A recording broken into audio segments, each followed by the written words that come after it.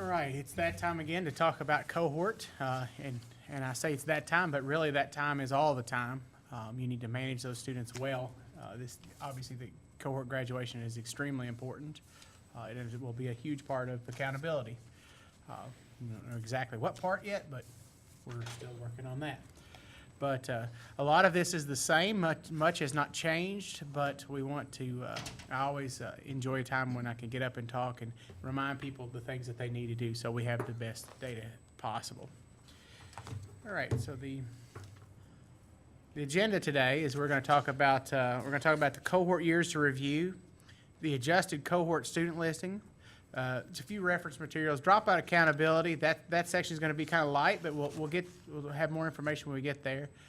In-stats and withdrawal codes for cohort, and the 9th grade cohort data on the graduation tab. This coming year, we will be reviewing the 2018 4-year adjusted cohort graduation rate, which is the kids that started their freshman year, their first time in 9th grade, in the 2014-15 school year. For the 5-year, we'll be reviewing the 2017 5-year adjusted cohort student listing, and that's the freshman year of 2013-14. If you'll remember, this year we reviewed the 2017 4-year list. So mostly that is the same set of kids, except for it's added any students that have graduated in the 5th year will then go to on time, and anybody who's come into your cohort will also be there, or anybody who's left. So that is adjusted for the 2018 year, even though it's a 2017 5-year. So that always gets some questions on that. All right, so first we're going to go through the adjusted cohort graduation student listing. And we put that information, obviously it's in Infinite Campus, and that's totally our source data set. But we put it into SDRR, which is a student data review and rosters, for you to do your final reviews and kind of to tell you what we see. We put in there, we started with the preliminary data, which is what we have now until we have students that are actually graduating in June and July. We'll switch it over from preliminary to what is actually there. And the reason why we do that is if we see a student that's in 12th grade that is on time for this year, then we assume that they're going to graduate. And that way you can get a quick list of who we definitely know are not on time. And you definitely want to review that, and we'll talk a little bit more about that in just a second. But this is the page where you start the process. You log on just to the application, and if you don't have a log on, you can contact your WAPOC, and your WAPOC can get you that log on information. So when you come into the application, you're going to see several boxes of all the stuff we review. If you're a district assessment coordinator, you're very familiar with this. But if you're not, you'll see that I have highlighted in green box where the cohort box is. Now, of course, it shows closed right now. We have not opened that up, and probably won't until late January to early February is when we'll run those processes and get that data for your first look at those 2 cohorts. So once you click in that cohort, any place in that box, you're going to basically come up to this page, and you'll notice that right now it says 2016 5-year and 2017 4-year because we don't have those updated yet. But I did put a box there that said it will be the 2017 5-year and the 2018 4-year. And on this page, it gives you some SDRR tasks that you need to complete on the left-hand side. On the right-hand side, it tells you the changes that you've made. Again, when we're open during this preliminary step until we've hit official data review periods, there won't be any tickets, and you won't be able to add any tickets. Any kind of change that you need to make, you'll make in Infinite Campus, which is important. We want to make sure that we stay in sync with Infinite Campus until the very, very final review. So once you click one of those 2 links for the student listing under that cohort student listing, it will bring you to this page. And on this page, you will see that right now this is a print off of when you can make edits. So this was a screenshot when you could make edits. which is only during official data review times. You'll notice that under the updatable, it says yes. When you log in February or early February or maybe late January, it will say no there because you can only see what's coming directly out of Infinite Campus. You can't go in and do any non-participations. You can't do any special exceptions or anything like that. You can't change any of the demographics. Demographics for this coming year, there's a possibility that we will not allow demographic changes. We will only pull from Infinite Campus those demographics. So they're right in Infinite Campus or they're going to be wrong. They're going to be wrong throughout the process. And I think, David, you'll find that with all the accountability stuff. There's going to be a single source. There's not going to be the capability of changing things for the different collections because we really are striving hard to use one set of data. And having whoever the program area is responsible for that be responsible for it and not have different sets being used by different areas up here in KDE. Which is good for the users because there's less work to do. It could be bad if you don't have your data correct. Right. So even during final review, there possibility there will not be any changes to demographics unless you change it in Infinite Campus. So we've gotten to that point where we've gotten comfortable enough with the relationship between the two to only go to pulling data and not making any changes. Now we will continue to allow the non-participation, which is where you can go in and apply for some changes for special exceptions and especially for accountable changes and stuff like that. All right. So once you go in there actually is a filter that will help you out. That you can filter down to certain students. If you're a district user, you can filter to any school that you would like to filter to.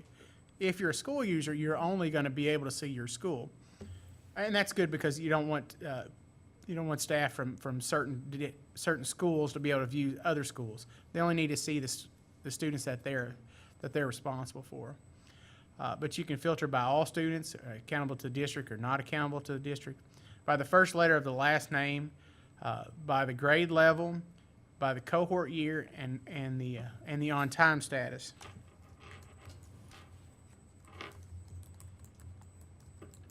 And this is the filter that I want to show most folks. This is the one that you specifically want to start with.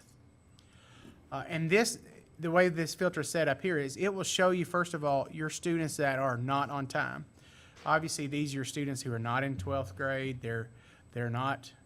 They've dropped out or they've had some other event where they're not counting towards your cohort.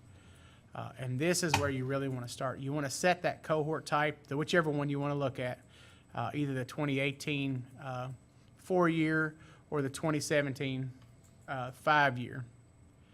You want to set the non-participation to participated, and the accountability to accountable, and the on-time to no. When that list comes up, that list will come up with all the students that you currently have on your list that are set to not on time. These are the students that will count against you in your cohort. And again, I want to mention this one more time. When we start off in January and February, all the way up until probably early June, maybe late June, we'll be what's in called preliminary mode, and there'll be a header at the top when you come onto that main cohort page. It tells you if you're in preliminary mode. And in preliminary mode, if you're in grade 12 and you're not an alternate assessment student, then you're going to show on time. That list of students may change, obviously, if those students don't graduate. So you want to make sure and make sure and still stay on top of those list of kids. Make sure that they do graduate. But it does give you the ability to filter and come up with somewhat of a preliminary cohort graduation rate, best case scenario. So once you do the filter, you'll see a box like this. Well, anytime you'll see the student level list like this. You have the ability to export either using Excel or PDF to export that list of kids. Make two cautions. First of all, some people might think that they can make changes in those spreadsheets and it will then affect SDRR. No, they are a point-in-time pull. So if you pull them and make changes in the spreadsheet and you click Save on the spreadsheet, it does nothing to SDRR. So make sure that any changes that you're going to make, you either make in SDRR or Infinite Campus. Primarily, of course, Infinite Campus. The second thing I want to caution you is when these reports are printed, either in Excel or PDF, there's a lot of personally identifiable information that is somewhat considered top secret. You know, there's the free and reduced lunch status. There's a lot of extremely sensitive data on that. Treat it like gold and make sure that you don't leave it laying around. It always stays locked up in a filing cabinet. You don't email it, because if you email it, that could be hacked. There's all kinds of stuff. You don't want to have yourself a data breach and have to talk to some folks in KDE about how you track all that stuff down. You don't want to be the source of that. So be careful with that. All right. The question that everybody wants to know is cohort accountability graduation rate. How is it going to be accountable in the new system?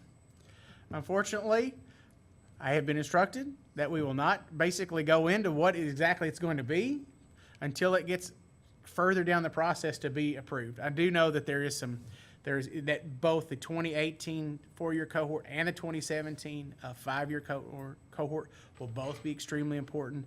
So staying on top of that is extremely important. So, all right. So first, the next thing I want to talk about is the cohort cohort graduation tab, and this is really the start of where the information starts. There's really for cohort data. There's two extremely important points in time. First is, when did that student start ninth grade? The second is, what was their last enrollment status? So everything that happens in between those two dates, it's not to say that we don't care, but for the calculation, we don't care. So a student could drop out and come back in and graduate on time. They're still considered an on-time graduate. That dropout is completely ignored. So where do we find out what your first time in ninth grade is? Well, two ways. One is we have your enrollment records in IC, which is, you know, you withdrew and withdrawn, enrolled, here, there. So we know when you enrolled in ninth grade. The second is actually on the graduation tab. On the graduation tab, they have the ninth grade cohort, the date first entered ninth grade. And that is extremely important, because that is not only the primary, it is also a double check for our calculation of what your first time in ninth grade is based upon your enrollment history. So this is extremely important when you start looking at students that came into the state not in ninth grade. Obviously, if they come in ninth grade, we have that. If they come in say 12th grade, well, 4 years prior may or may not have been your, I can touch it. I guess that was a timed on that. Your 4 years prior to that may or may not have been your first time in ninth grade. You may have repeated ninth grade. So we don't know that because you were not enrolled in the state of Kentucky. So you need to enter that information in there. And on that tab, there's the first time ninth grade. There's also NGA cohort, which is auto-populated, and same as with NCLB, you're auto-populated based upon that ninth grade date. Now, most enrollment records, once you first enroll, it will auto-populate that. I think it will auto-populate that first time ninth grade.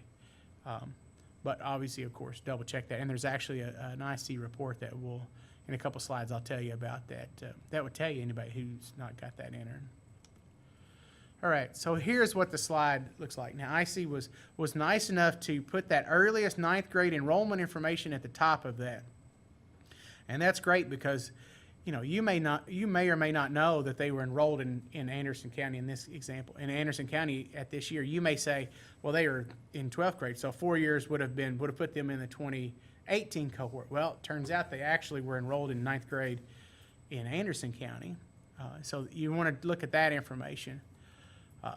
The diploma date and the diploma type, when they actually do graduate, are extremely important.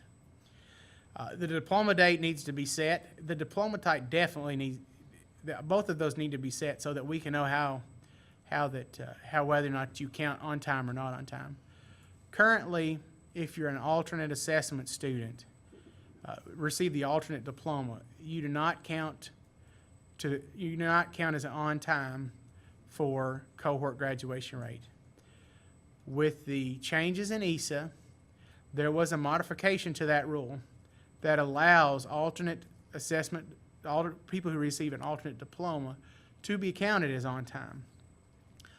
But the stipulation was that it has to be in line, your alternate diploma has to be in line with your regular diploma, which means there has to be a correlation between, I'm in 9th grade, I took English 1, and here's the alternate assessment version of English 1. So that piece of work, as you can probably guess, is a huge piece of work, and there are folks feverishly working on that here in the state of Kentucky, but that is not done yet. So as it currently stands, alternate diplomas will still count against you until that piece of work can get done.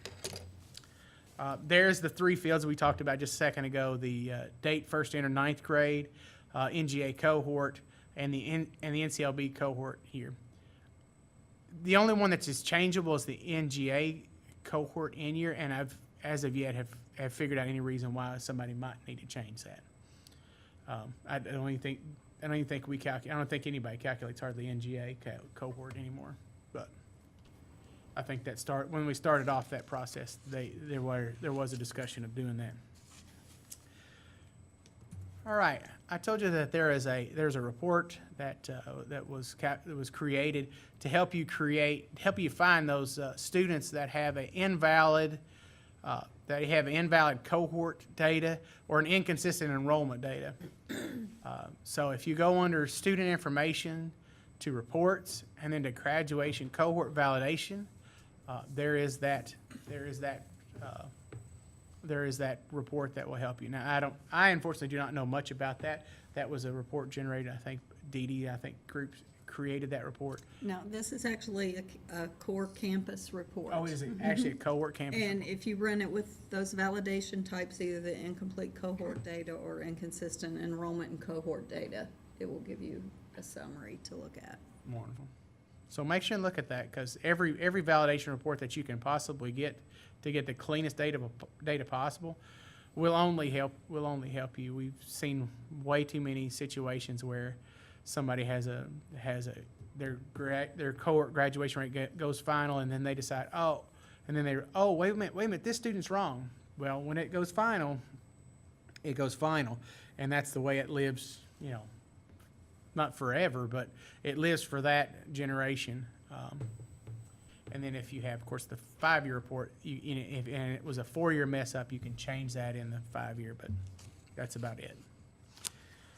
All right, so let's talk just a little bit about the enrollment end codes for graduates. These seem always to cause a little bit of confusion when to use which one.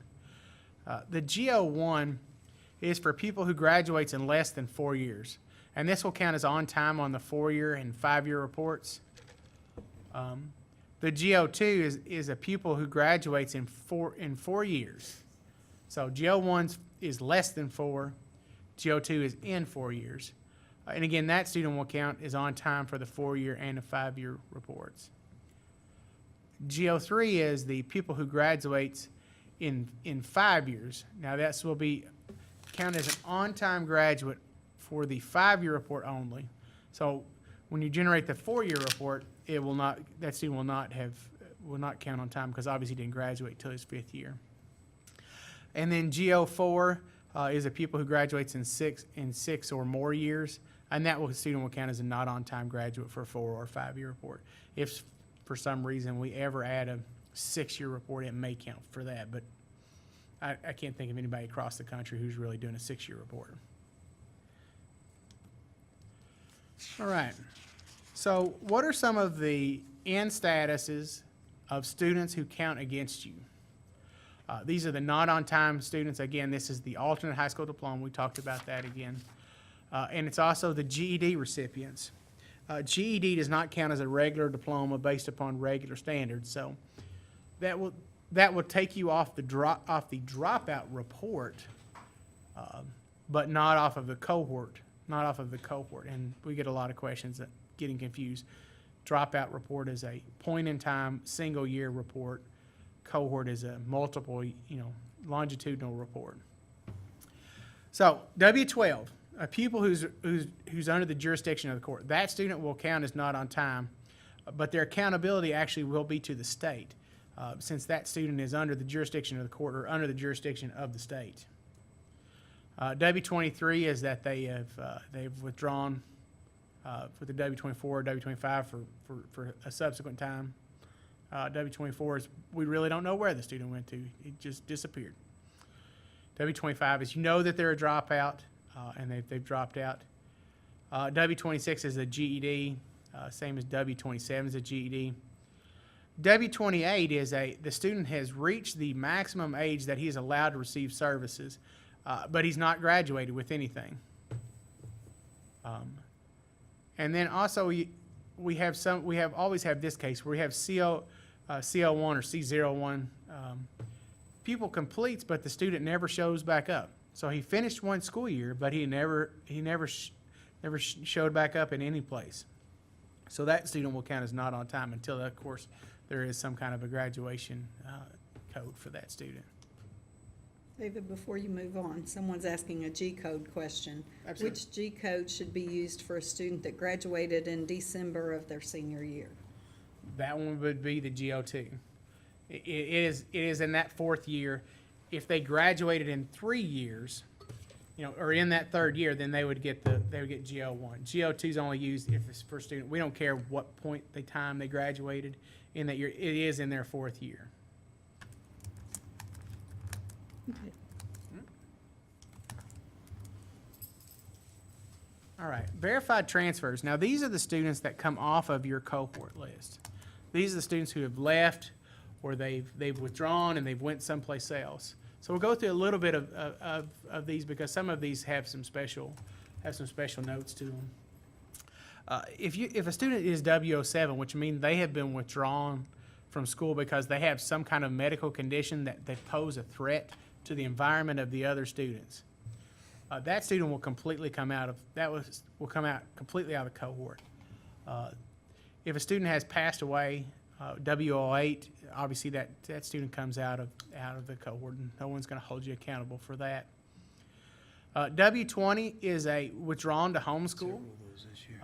Always when I say withdrawn to homeschool, I always drop a word of caution. Make sure that you're using that appropriately, because there are people that look on W20s to make sure that they are actually going to homeschool and not just, they're tired of the DPP dragging them into court. W21 is they've withdrawn to a non-public school. So that's anybody and that's excluding, of course, homeschool. So if you've left to go to, if you go to a private school or a faith-based school or something like that, then you put that in there. If you are part of the Harlan County, the Appalachian Challenge Academy, you will continue to use that W21 when a student leaves there. And that is because they've left to go to, we don't really consider that a public school, although it kind of is public, but you still continue to use that W21. And in prior years, we have told you to use W21 for Bluegrass Challenge Academy. And that is true. That continues to be true if this is a 2017 or prior enrollment. What is new for Bluegrass Challenge Academy this year for 2018 only is that they are now under the authority of Eminence Independent, or under the accountability of Eminence Independent. So you will actually withdraw them using a W22, and of course to the Bluegrass Challenge Academy. Make sure that you're looking at the right code, that 156025, and that's an A5 school, and the accountability will fall then under eminence independent. W-22, obviously, I think Becky just, in our little break, she went through a validation report to find those kids.